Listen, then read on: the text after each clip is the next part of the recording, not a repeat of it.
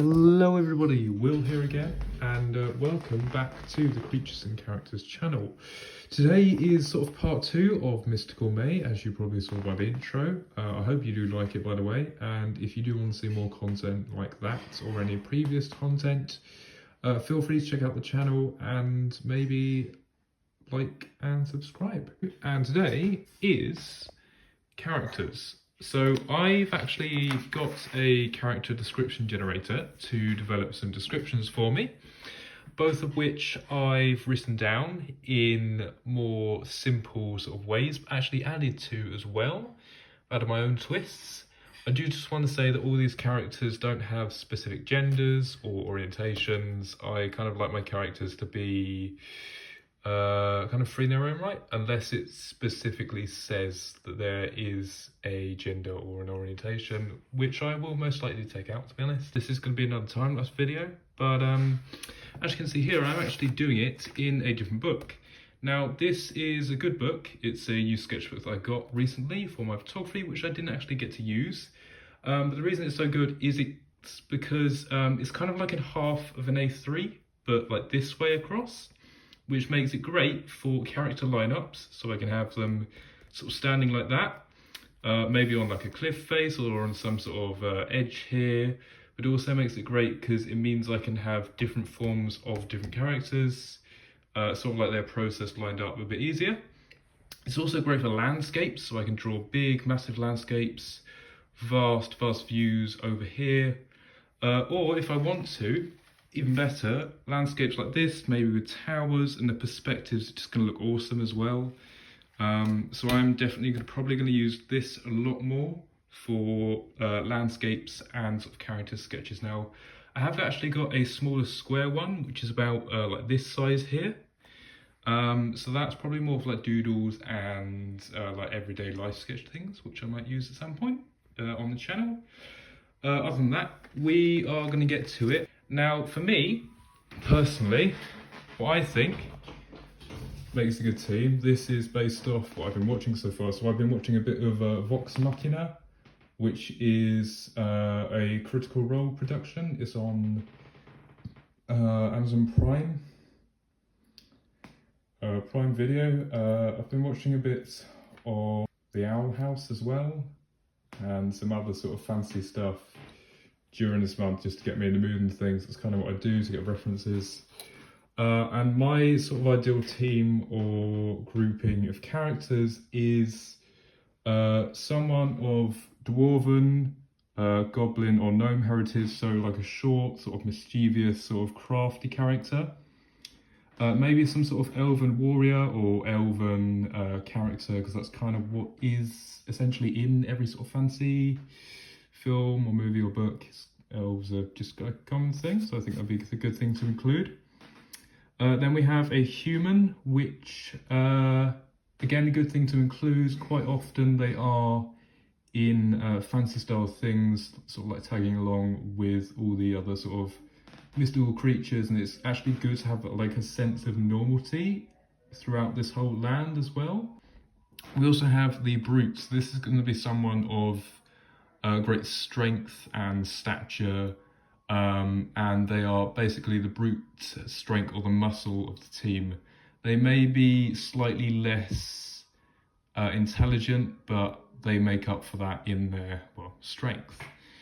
The fifth is some sort of magical user, maybe like a druid, a sorcerer, a wizard, or a witch. Someone that can do healing, someone who can do spells. And then the sixth is some sort of beast or a creature that is very friendly to all of the team, aids them in a lot of their battles, but also has a very strong connection to one or two of the team members as well. I think that's quite important. And I've actually been looking at some more D&D stuff quite recently, which is pretty cool. I'm more on the arty side of things and the narrative and the storytelling rather than the actual gaming part of it. But it is very interesting and I'm putting a lot of that into this. Anyway, without any further ado, let's get straight into the time lapse and yeah, let's go.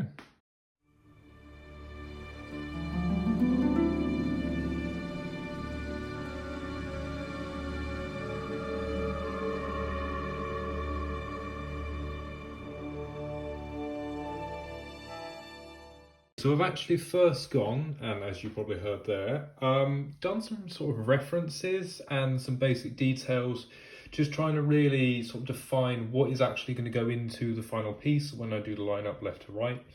I've only done the 5 characters here. The animal or the beast, I have actually got a much better sort of structure for that, because I have actually got a couple pictures of a dog that I'm going to use that I've drawn around myself. So some of these are based off of Pinterest pictures, but I have actually added bits to them myself from my imagination, and the descriptions as well, just to alter them a bit to make them fit the theme a bit better. And Pinterest is kind of my main source for references and things like that, but I do like to sometimes take pictures of myself, animals, other things, and draw around them as well, because it does just really help to practice. So first one, we've actually got a shorter sort of figure.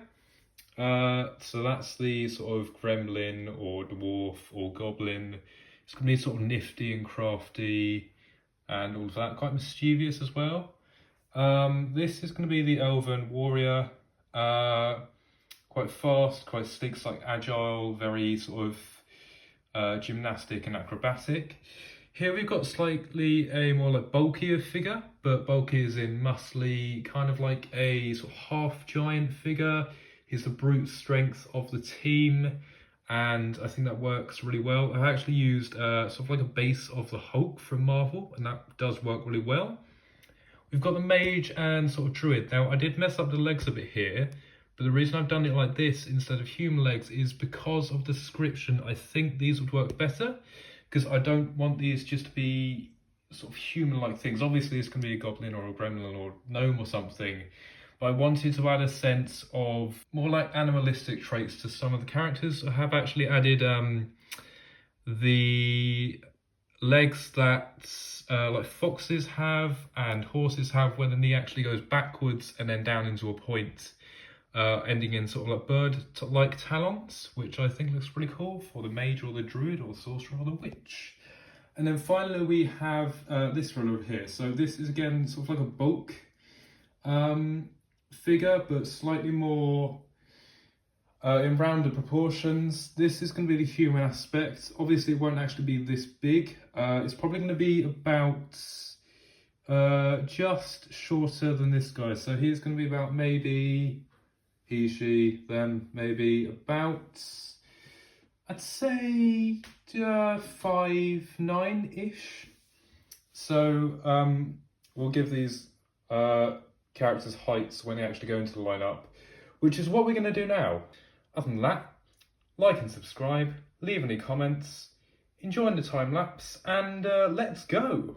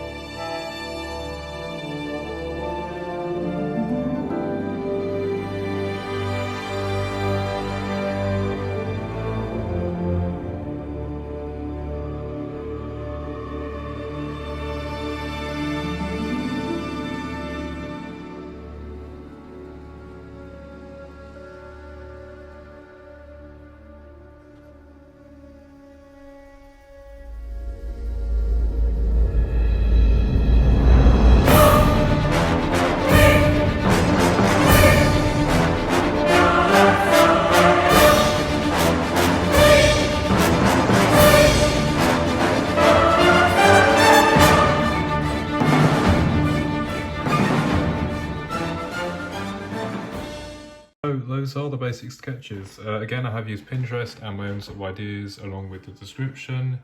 I hope you enjoyed that little bit, and I am now going to get into detailing and colouring for the lineup.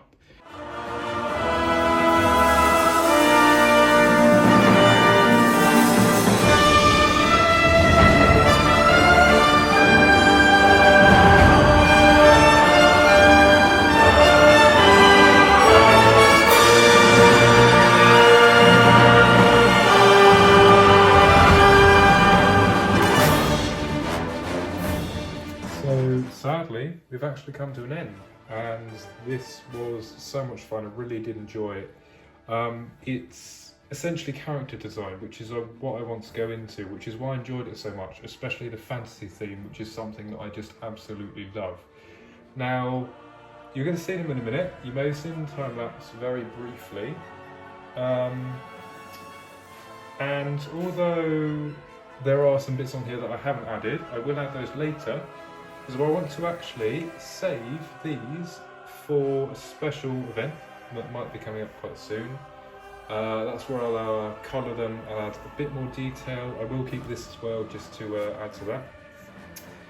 But let me introduce to you the team that I've made, or the D&D team. Based off a bit of Vox Machina, a bit of Adventure Time, a bit of the Owl House, sort of fantasy media, a bit of Pinterest and stuff, and my own imagination, and also random generation. All of those have been pushed into this. I hope you like it. Because a lot of time went into this, and there we go. They do look awesome. I've done it with actually a quite thick fine liner to give it more of like a comic booky style, but I really do love it a lot. I have left the pencil lines underneath just because I need reference where the eyes and mouths and everything are going to go. But like I said, that will come in at a later date in a special event. Yes, but again, this took quite a long time, so I do really appreciate the support from anyone that can show support. That could just be leaving a comment, any feedback, I love it. Liking and subscribing is great as well. I'm also on Twitch, Instagram and TikTok, which I will put up at the end. Also, I hope you liked the animated star. Yeah, it was a lot of fun to do. Different from my usual style, but a lot more simple. But I'll leave you on this little photo here. Actually, there is one more thing I need to do. I need to sign my drawing. There we go. Signature. And right, now for the outro segment. I really do hope you like the animated intro. It's kind of different from the ones I've done in the past. I really enjoyed this episode so much. It was a lot of fun to do with fantasy and character design. It was amazing. Feel free to like and subscribe anytime. Maybe check out the rest of the channel and leave any feedback in the comments, because I do love it. If you want to see the special event, it will be happening possibly next weekend or the weekend after, sometime around my birthday, which kind of hints of what it's going to be, but it's going to be amazing. But thanks for watching, and I'll see you all next time. Goodbye.